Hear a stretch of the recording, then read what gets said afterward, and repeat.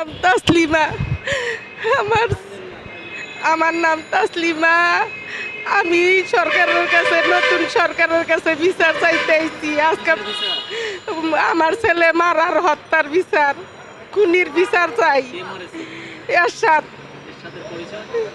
এর সাথে ওই যুবলীগের নেতা, এই আমি লীগের নেতা বেড়াইত, উত্তর বাড্ডা বেড়াইতের এলাকার মামলা করছি। মামলা তো আমি রায় পাই না, অন্তর বিচার পাই না। মামলা খালি থানায় তো মামলা করি নাই, করার আগেই থানায় মামলা হয়ে গেছে। থানায় যাইতে যাইতে যে এই থানায় মামলা, আমার মুহেতে কোনো বয়ের নেই, নেই কিচ্ছু নেই, নেই ওরা মামলা লিখে আলাইছে, লিখে আলাইয়া তারপরে দিয়ে কয় কি আমাদের মামলা হয়ে গেছে। আমি মূর্খ সুর্খ মানুষ, আমার হাতে কাগজ ধরাই দিতে, আমি কাগজ লিয়ে বাইতেছি। মরছে আজকে 6 বছর হয়ে যেতেছে। 18 সালে না, 2018 সালে মারছে। কেন মারছে?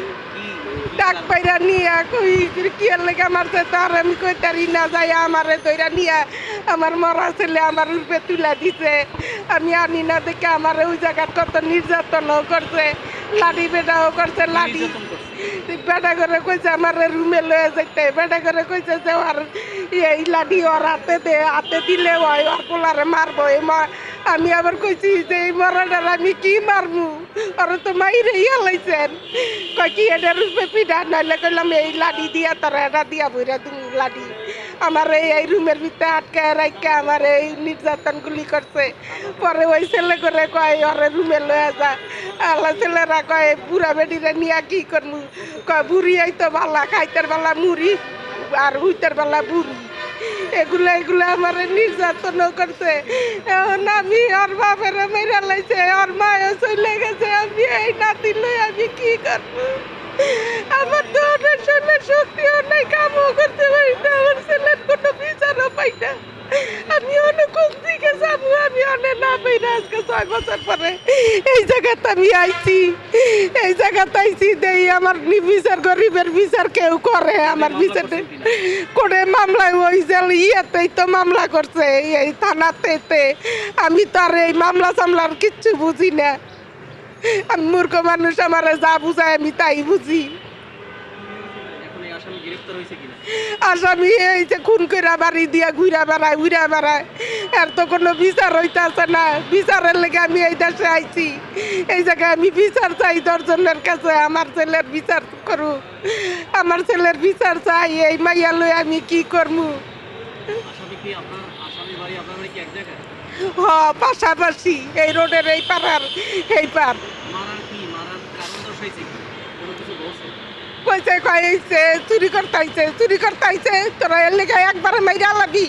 কিছু না কিছু আছে চুরি করার, কিছু না ভাত তরকারি তাই আর কি আছে ওই জায়গায়? না, খালি এটাই কইছে।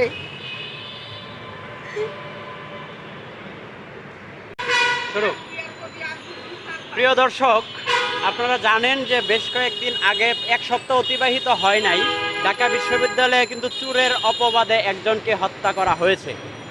যেই তারুণ্যের কাছে মানুষ আগামীর বাংলাদেশ দেখতে চায়, স্বপ্নময় বাংলাদেশ সুন্দর করে দেখতে চায়, সেই তরুণদের হাতেই কিন্তু ঢাকা বিশ্ববিদ্যালয়ে চুরের অপবাদে একজনকে হত্যা করা হয়েছে। একই দিনে আরও 2টা বিশ্ববিদ্যালয়ে 2জনকে হত্যা করা হয়েছে। ওইটার রেশ কাটতে না কাটতেই আজকে দেখেন আরেকটা চুরের অপবাদে হত্যার অভিযোগ নিয়ে একটি মেয়ে প্রেস ক্লাবে এসেছেন। তার অভিযোগ হচ্ছে তার বাবাকে একই সিস্টেমে চুরির অপবাদ দিয়ে আওয়ামী লীগের সন্ত্রাসীরা তাকে হত্যা করেছে।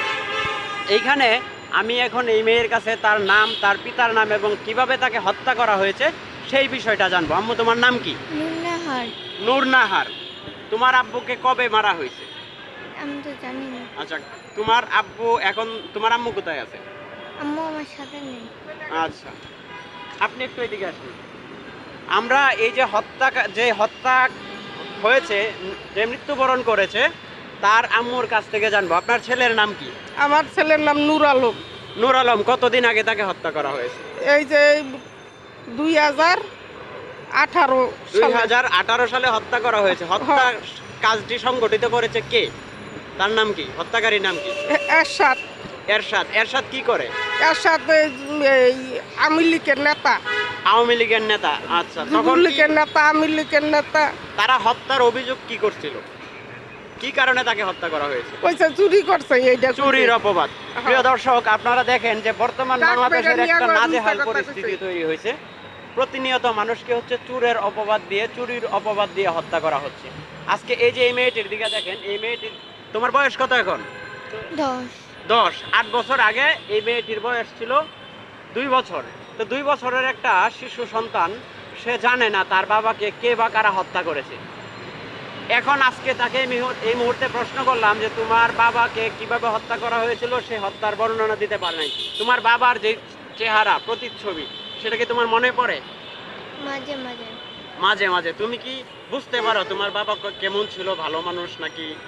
ভালো মানুষ। ভালো মানুষ ছিল। অবশ্যই প্রতিটা সন্তানের, মানে প্রতিটা সন্তানের কাছে প্রতিটা পিতা মাতা ভালো, এটা বলার অপেক্ষা রাখে না। কেউ কোনোদিন বলবে না আমার বাবা খারাপ। এটা এই শিশু সন্তান কিন্তু আবারও প্রমাণ করলো। এখন আপনি দেখেন 2 বছর বয়সে এই বাচ্চাটা তার বাবাকে হারানোর পর থেকে বাংলাদেশের যে আইন শৃঙ্খলা বাহিনী, কোর্ট কাছারি, পুলিশ সকল সেক্টরে দৌড়াদৌড়ি করতেছে, এখনো পর্যন্ত বিচার পায় না। পরিশেষে এখনো বিচার পায় না। এখনো বিচার পাই না। আজকে 6 বছর হয়ে যাইতাছে, এখনো এখন বিচার পাই না। আজকে আপনি কার কাছে বিচার চাইতে আসছেন? আমি এই যে নতুন সরকারের কাছে বিচার চাইতেছি, আমার ছেলের বিচার। আমি এই মাইয়া কি করবো? আমি আজকে বাদে কালকে মারা যাবো, এই মাইয়া কার কাছে থাকবো? এর দায় কে নিব? আমি এই বিচার চাই, এর দায় কে নিব? আমি যে আজ জীবিত থাকবো এটার কোনো গ্যারান্টি আছে?